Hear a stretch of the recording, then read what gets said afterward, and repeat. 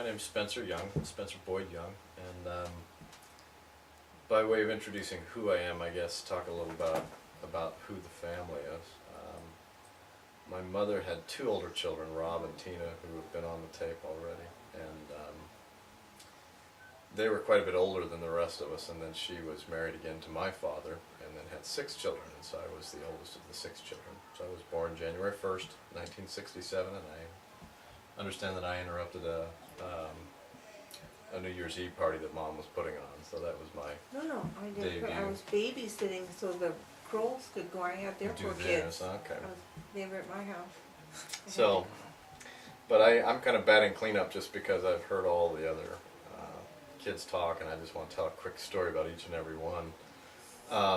Karina talked about Tina and Rob and referred to them and when they came home as almost being hero worship, and it really was. Tina and Rob were larger than life to all of us. And Tina was the oldest. She had was away at college for a lot of the years that I could remember growing up. But she had the most beautiful singing voice. Tina was a stinker too. She just had a funny sense of humor. She was always pulling pranks. Mom was constantly frustrated, I think, or a little embarrassed by the things Tina would do, but we thought it was so cool that she could say Merry Christmas in a belch. That was the most wonderful thing in the world. But she had the most beautiful singing voice, and we would go anywhere she was asked to sing, we would go, and it was just a delight to go, and even as a small child to hear Mom play and Tina sing. And I don't know if Mom knows this, but I used to, it's one I'll get to later, I guess, but just absolutely used to love listening to Mom play the piano in Korean and Tina singing. So Mom didn't get to play the piano much because, but she really enjoyed doing it. So some nights she would wait till the kids were all in bed and then go down and play the piano. And I used to just love laying in bed awake, listening to Mom play the piano. So that's a memory I have that I've always enjoyed.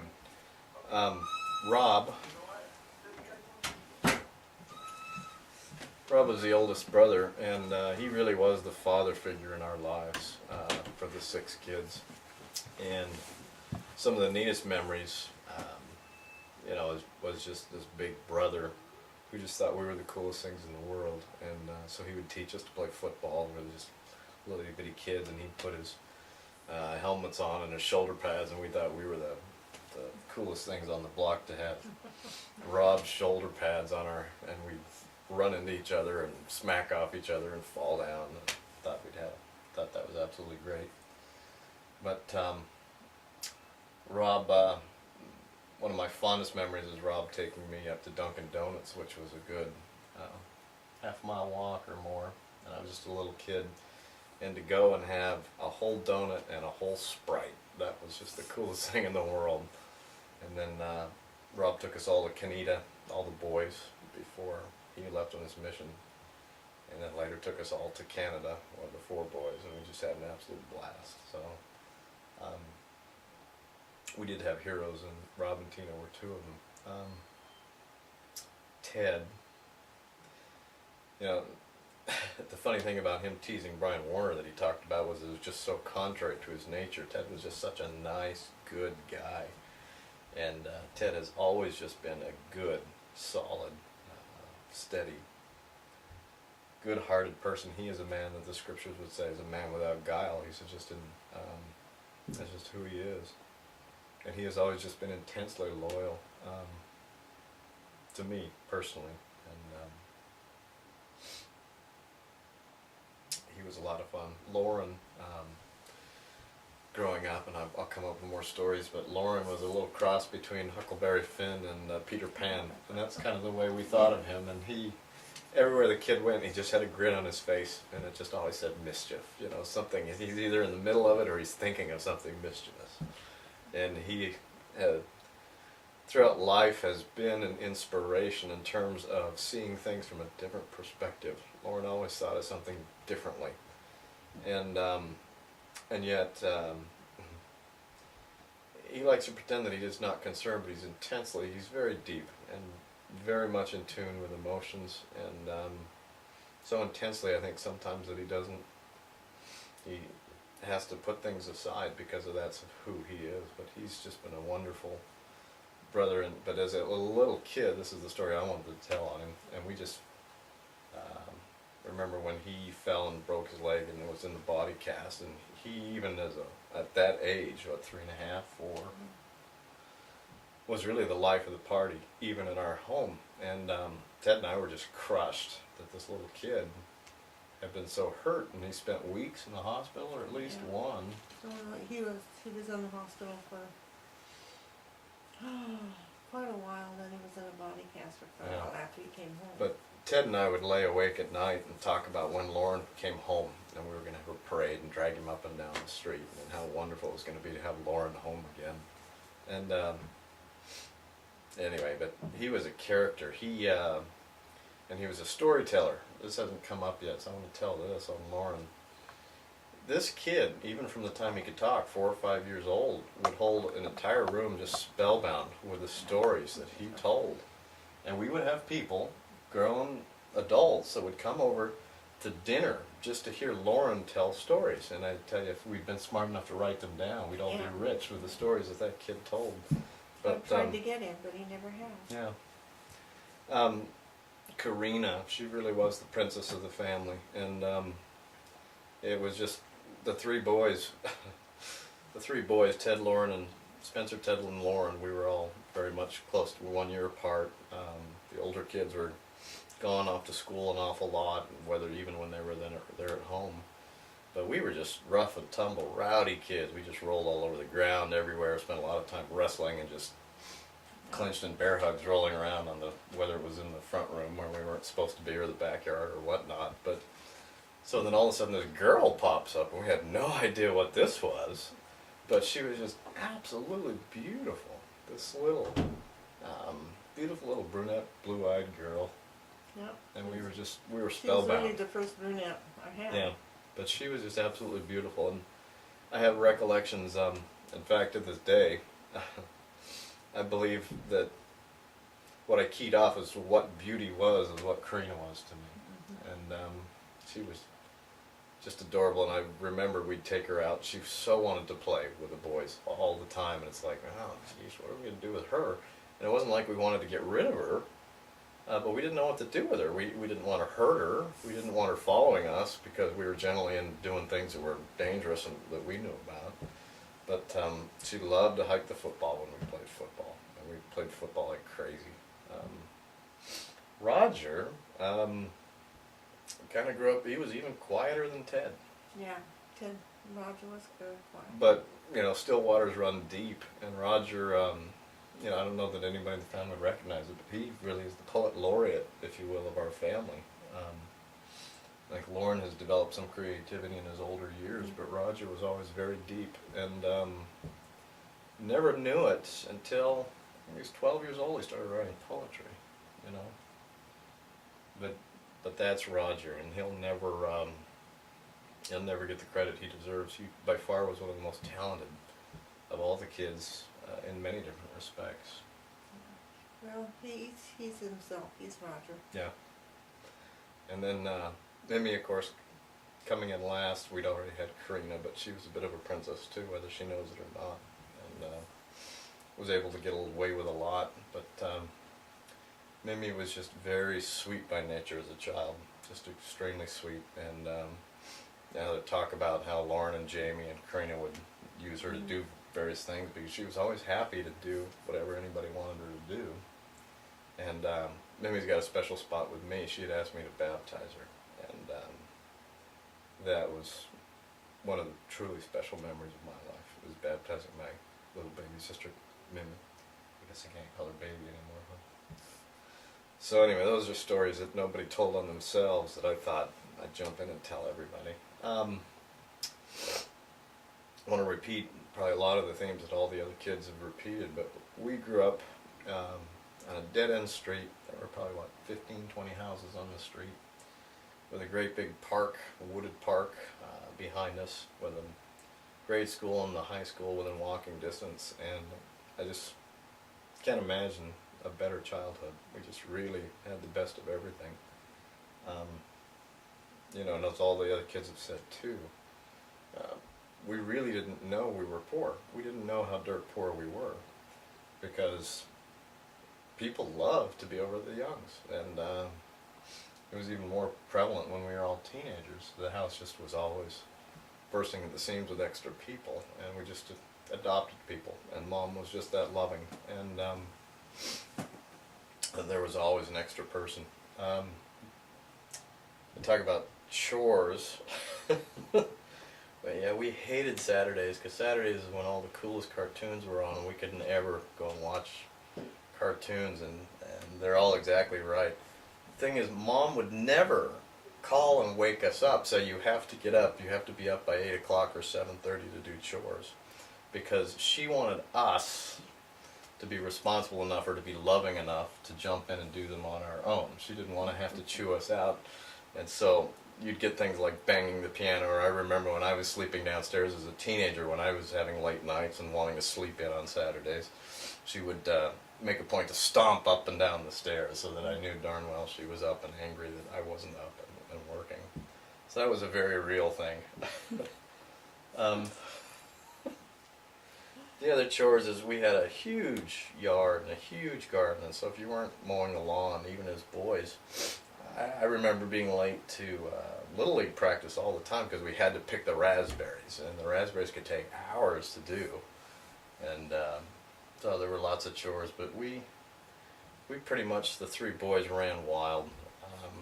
You know, I remember that summers it was just an easier, nicer time, and we had a good life, and once we were old enough to get bicycles, we really were independent and free, and Mom checked in to make sure we were back on time, but it was a good life.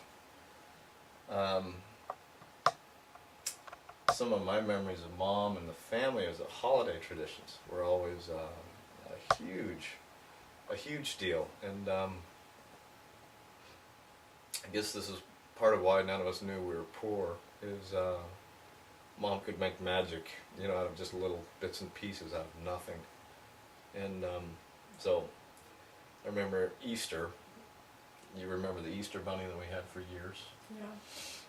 She had, you know, it was an Easter bunny she'd made out of a white Clorox bottle that had a hole cut in the middle that had styrofoam ears, you know, and it was just with a funny face drawn on the Clorox bottle. Yeah, we released the Sandy Sister at Well, that there time. you go, at I've that made time. one or more. Yeah. But that was kept in a sacred place, or as safe a place anyways we could find in the attic, which was the treasure trove of the house where all the good stuff got hidden. But that had a special place, and she would get it out with the same 6 Easter eggs that she had every year, you know. And so that was Easter. Halloween, it was black and orange construction paper, and we'd have brown too, and Mom would just let us trace pumpkins and do cats, and we would trace these and cut them out and put them on the windows, and we just thought that was the best thing in the world, and we'd do bats and things like that. Christmas was always special. They talk a little bit about the Christmas cookies. I liked the Christmas cookies, they were pretty good. But that's the two things we do every year, is we do the Christmas cookies, and each kid got their own pan of these animal-shaped and star-shaped and Christmas tree-shaped cookies that we'd decorate with various goodies. And then she'd cook, and then she had 2 or 3 tins that she would take these and hide them in. And so the next trick, once the cookies were done and put away, was figuring out where she'd hid them so that we could sneak them and eat them. So Karina was talking about she doesn't know who ate the cookies, but we did pretty good at eating the cookies. And then we knew it was a good year when Mom would make a batch of party mix. That was our absolute favorite. And we didn't get it every year, but she'd also bake a big batch of that. Remember that? Yeah. So holidays were always very special, and then as we got older, we didn't have a meal, a Thanksgiving, that didn't end with everybody rolling on the floor wrestling. So as we've gotten older and more sedate, we've kind of dispensed with that tradition, but for the longest time, it's like we'd gorge ourselves and sit around the house and say, I don't know, I think I can take you. And the next thing you know, we'd all be brawling on the floor, all the boys anyway. was You know, good Lauren, fun. and when Damon joined the Yeah, party, Damon then did the Damon same was thing. right there Yeah. wrestling too. Yep. So we did that for years. Morning rituals, some other things. Let's see. I remember Sunday, for example. Sunday we would go to church, and again we had the split meeting, so it was an all-day affair. We'd come home, we'd have a sit-down meal, and then we'd go back for the afternoon session.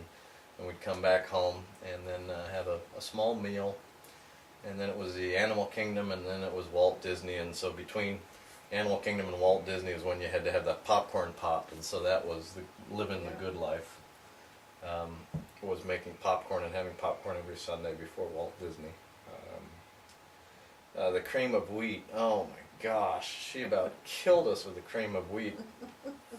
And it became a contest to see who could get away with eating the least cream of wheat before we could be excused from the table.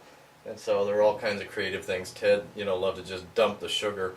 Lauren always found ways out of it. Always. I don't know how he did it, but he was the best.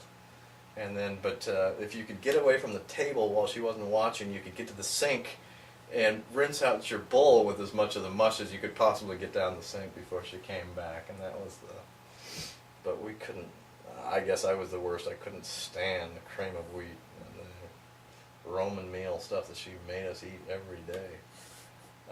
Or the other thing that she would do is, we were three boys, roughneck boys, didn't do anything, and she would just come and make sure that we had our hair combed before we went to school. So we're sitting here wolfing down this cream of mushroom that we can't hardly stand, and she's just going, oh, I just can't believe it, standing behind one after another to comb our hair at the table before we walk out the door.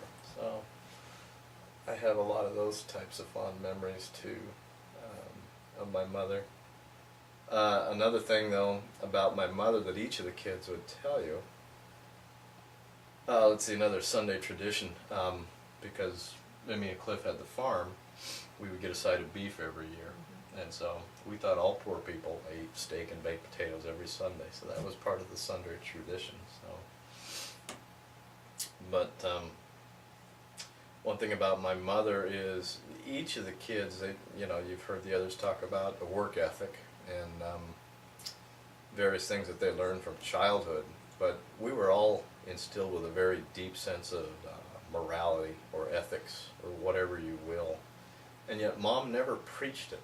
I can't ever remember my mother giving us a lecture, if you will, that I'm prone to give to my kids all the time about this is right and this is wrong and this is why.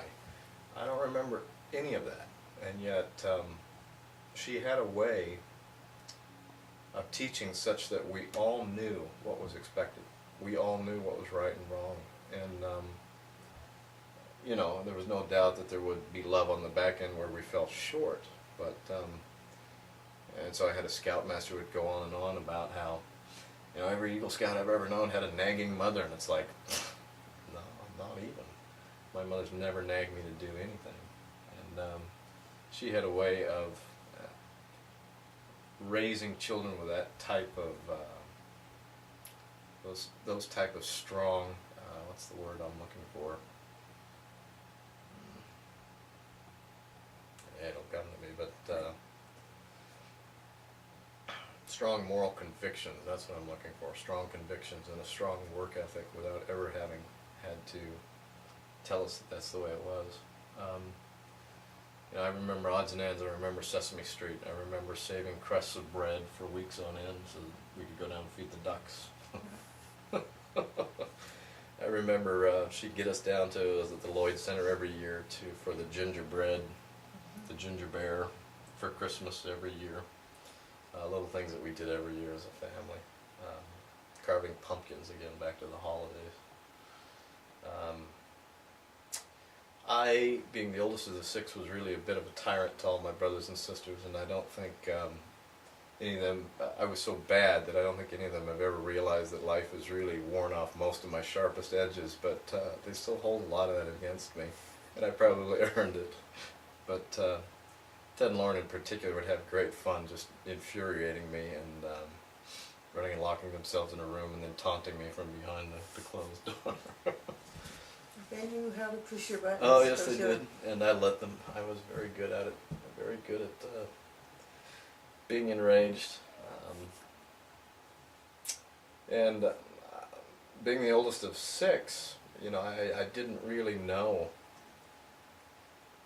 I don't know. I had seen Rob and Tina grow up and move off and venture out into the wide world, and so I thought that was my role too. And I guess it wasn't until I really got away from home that I realized, you know, the brothers and sisters that I grew up with, they're the ones that I've got the most in common with, and really, they are home to me.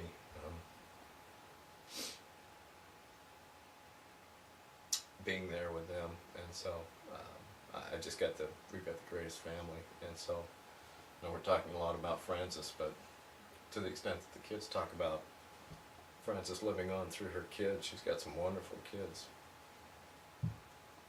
and it's really just been an absolute pleasure to be a part of this family. So, some other things to tell, but I forget what. One thing I do recall,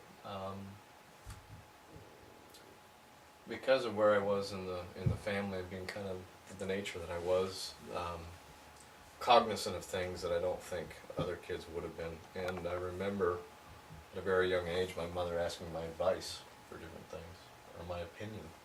And I just have always my whole life thought, what a wonderful thing that this wonderful person, who spent her entire life serving other people,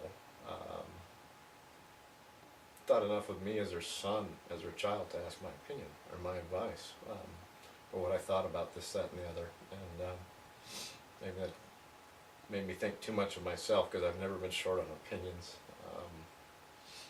But that was kind of something that I shared with my mother that I don't know the other brothers and sisters got to sometimes. Amazing. But you had a lot of talent. You did a lot of talent. You had a lot of leadership skill, and that just came with you, Spencer. I think, and any one of the kids will just agree totally that that is so.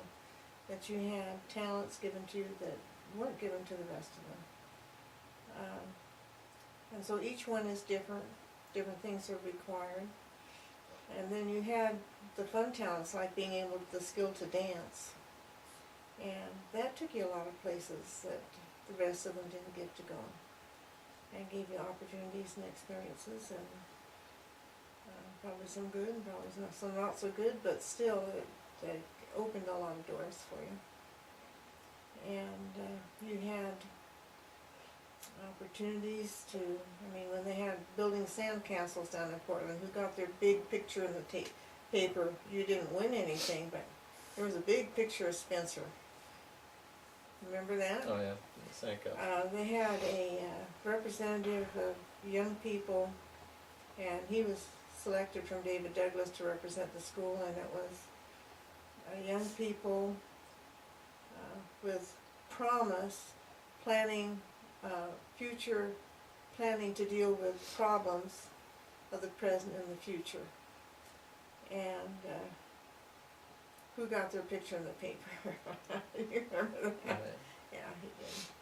But it's because almost everywhere you've gone, there's been a door open for you. Yeah, but that's another thing that the other kids have touched on that too, is the only thing that limited us, and we knew it, this was a lesson that we were taught, was what we put out and what we did and what we earned and what we worked for. And I don't know how we knew that, but that is the way we all grew up. And Mom encouraged that even without ever nagging or taking a stick to us or threatening. She just, we always knew that she encouraged us and was always going to be there for us. Well, I tell you, right from the beginning, you were meant to be born when you were born. You each have a purpose. I don't know totally what it is. It's not been given to me to know. Each in their own life. Yeah, well, It's true. It is really true. that's one of the other things I wanted to mention about Mom. She just, has the uncanny ability, and the other kids have talked about this on and off tape, the uncanny ability to just know. And there are times when my mother is just prophetically profound. The only aggravating thing is she never is when you need it. When you need the advice, when you need mom to, you go to your mom and say, I just really need some help, and it's like, well, whatever's going to be will be. But there are times when she has been absolutely prophetic, and I think each and every one of us have learned that. She's had a special gift for those types of things, and we've all been blessed by that as well. Well, maybe that's my purpose. Who knows? It's definitely part of it. Yeah. The Yeah. I guess I'll never be in the history books. That's for sure. But the other thing, the real legacy that my mother leaves, even in her children, is that she just could never be content with everything that she did with us and the children. She could never be content to see a need without filling it. And again, I can't remember ever having a family home evening or a lesson of any kind talking about service. But we all knew that was of the very utmost importance to my mother, because she lived it. And I think we've all been very deeply touched, and I think to a great degree taken our sense of duty and charity, if you will, from her. And we've always got something to measure ourselves against, because we know what charity is, because we lived it, we saw it, and that was my mother. Well, you exaggerated. No, That's no, a good word for not it. even. No. I'm pretty ordinary. Came from a pretty ordinary background, and I've just been given the gift of having a wonderful family, and what an opportunity and experience it has been for me. You know, really. I'll You bet. know. And once you get past the bumps in the road, you know, there's smooth driving for a while, and there'll be a few more bumps, and you get past them. You know, if you stopped the car and just sat there and looked at the bump, it wouldn't have been as meaningful. But I've had a very meaningful life. In closing, I just got two more things quick, Sean. One is a disappointment, and one's a funny story that I still remember and like to tell. But the disappointment is that Mom never really told us a whole lot about her life. I think maybe Tina and Rob know a little bit more about who and what she were as a young child. And we just got stories here and there, and I think that's one disappointment that I've had is Mom opens up on occasion. You know, when the window's open, you better dang well sit down and listen, because when you go and try and ask for it, she's as tight-lipped as anybody you're ever going to know. But we have just all really been blessed, and the more we can know about her, the better. But then I'll end on a funny story, one of my favorite memories.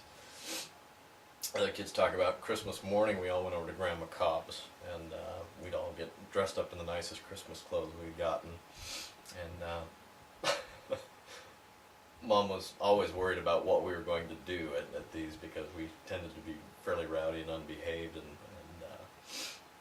it sometimes was quite an embarrassment to her, I know. But this one particular Christmas morning, we'd gone to Grandma Cobb's house, had our morning niceties and run around the yard for several hours. Well, Rob had been home, and he had this crazy dog, half wolf, that we just couldn't leave in the yard, couldn't do anything with this dog, Oh, that was horrendous. because he would just destroy everything he came in contact with. And so before we left the house, Rob had taken this dog, locked him in the bathroom, but not just locked him to the bathroom, he'd taken the leash and tied it to something. I don't know what it was. No, he was just in the bathroom. But this dumb dog had jumped around enough to knock something into the sink and then get the water turned on.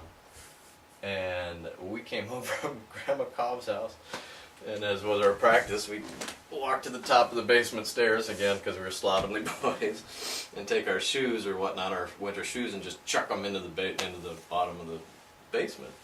So I walked to the top of the stairs, I got my boots on, and I chuck them, and as I'm walking away waiting for the telltale thump thump thump that you always heard when they hit the bottom, there was this splash.